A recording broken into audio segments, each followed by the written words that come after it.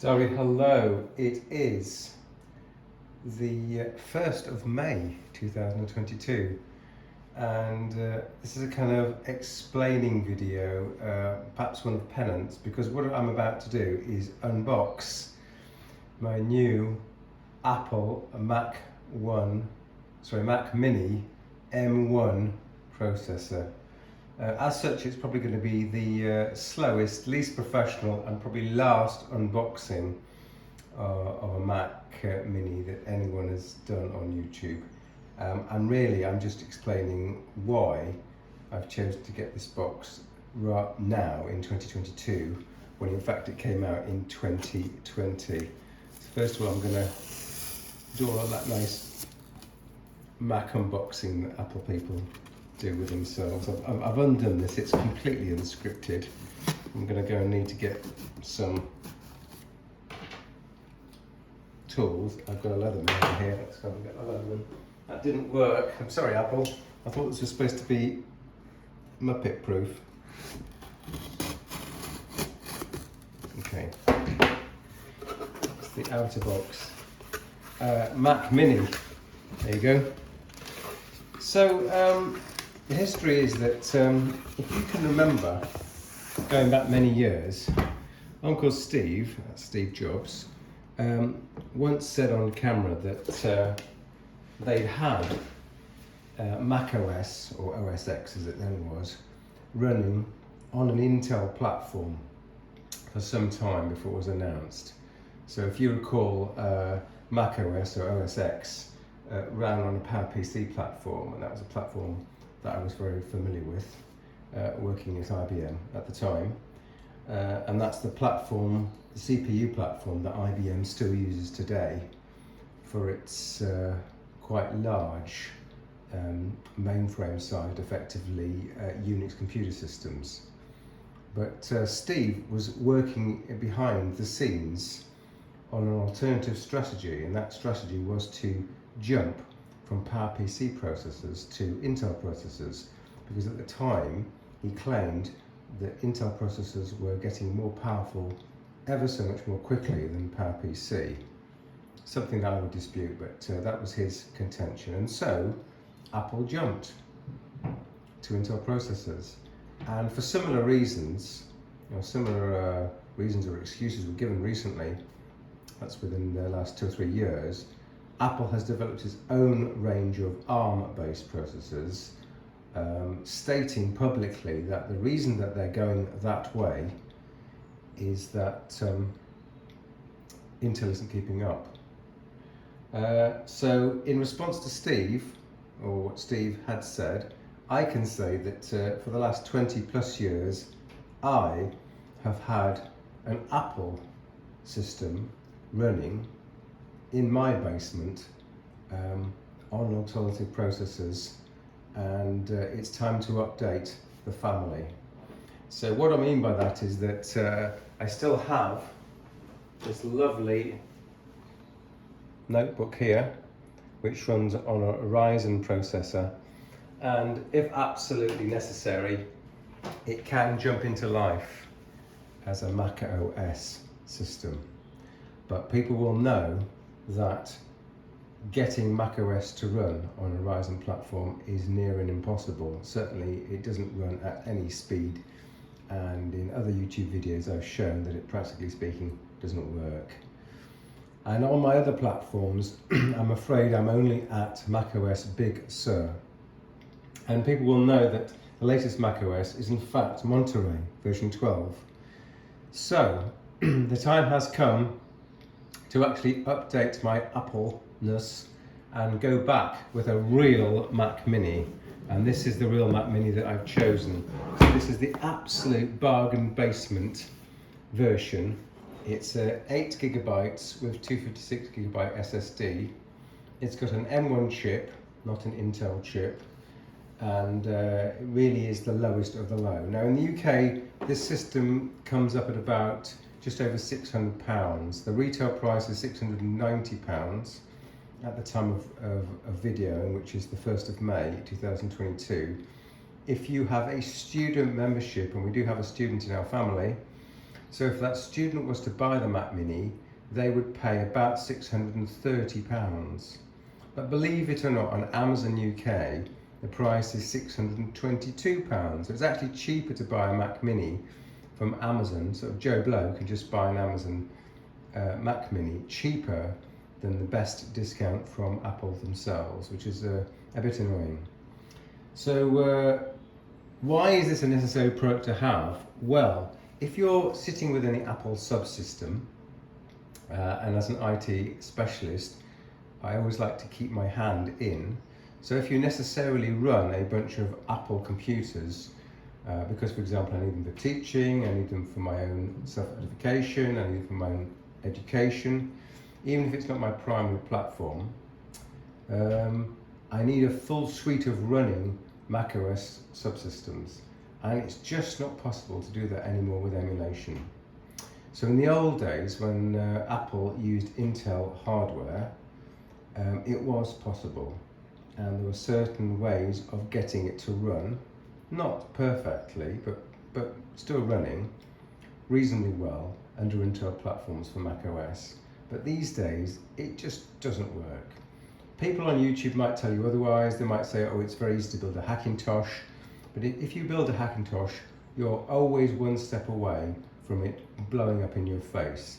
Just the smallest operating system upgrade and it can go horrifically wrong.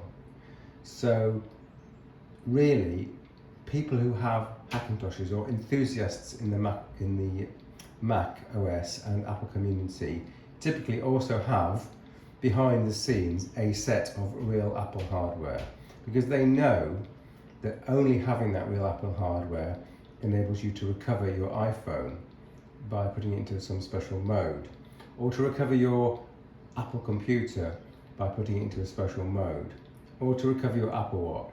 So in practical terms, Apple makes it very difficult for you to do low-level operations on your Apple hardware unless you're doing it on Apple hardware.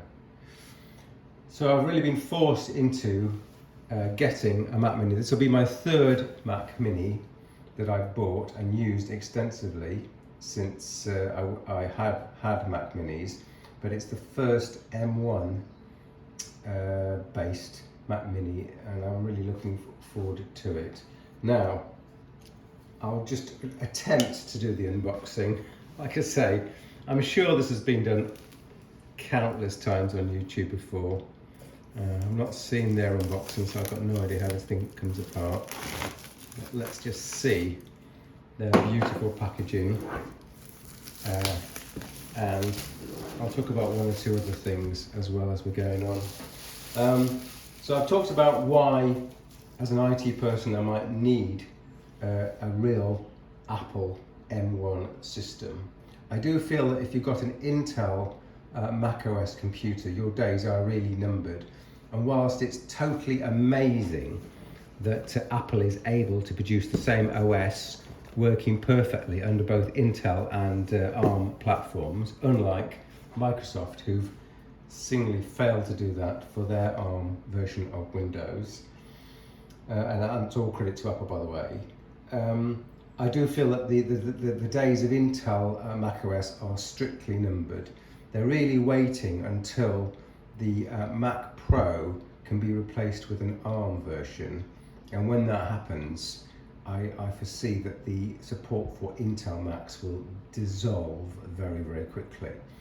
So let me be clear that the only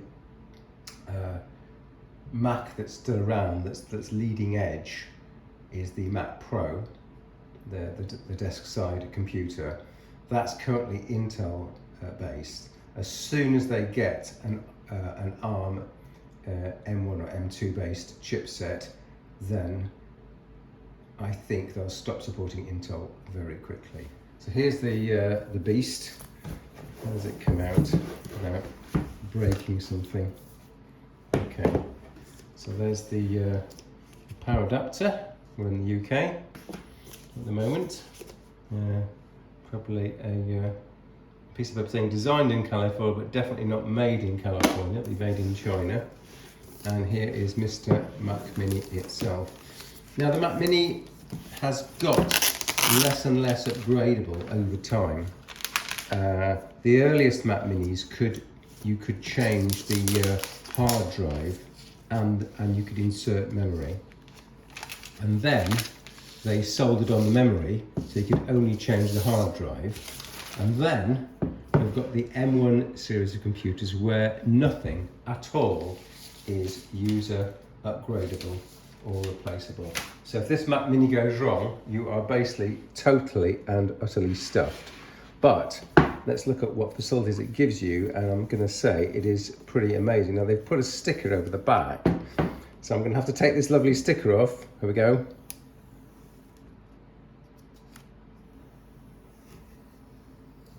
Oh, it's lovely, isn't it? Isn't it lovely? So to be fair to Apple, and I was really critical of them, but I was very fair as well. This is an amazingly compact and capable computer system. So you have got a power socket, an Ethernet socket, you've got USB, you have got HDMI, and you've got more USB and an audio socket. So you've got a lot of expansion potential, and on this platform everything works, as opposed to, for example, my Lenovo IdeaPad 3 platform, which might have over 40 gigabytes of memory, but the USB 3 support, USB-C, basically just doesn't work. Neither under Linux nor under Windows properly. So I've talked about the actual machine, the pricing, which I think is very reasonable, and I think I'd just like to finish off by saying there's been a lot of press speculation as to whether Apple will produce an M2 version of the Mac Mini, and I really have to say that it seems to be the most unlikely thing ever. And I'll give a rationale for that right now. So I've done a quick configuration of the basic Mac Studio, which in the UK is 1999 GBP. And that's a 512 gigabyte disk, 32 gigabyte memory system.